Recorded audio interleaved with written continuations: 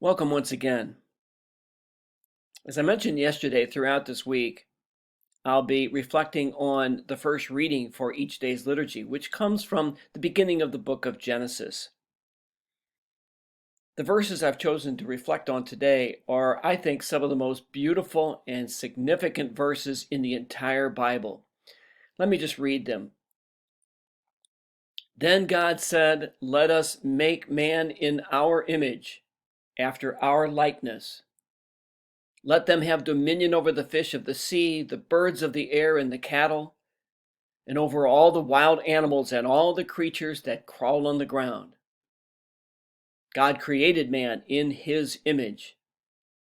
In the divine image, he created him. Male and female, he created them.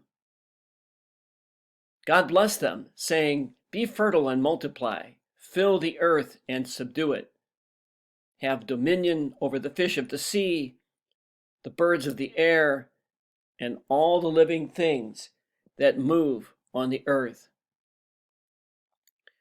What makes these verses so profound, I believe, is that the author of the book of Genesis says that we are created in the very image of God. That means that when we think about ourselves or when we look at any person in this world, we can see a reflection of the goodness of God. This reading speaks, therefore, to the great dignity, the infinite dignity of each and every human being on this earth, our own and that of everyone whom we meet.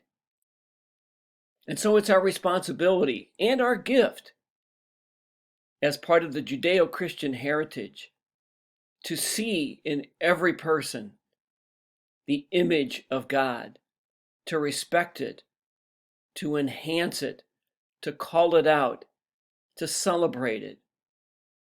If we would do that, our world would be a better place, a place in which every human being would have the chance to thrive and to flourish.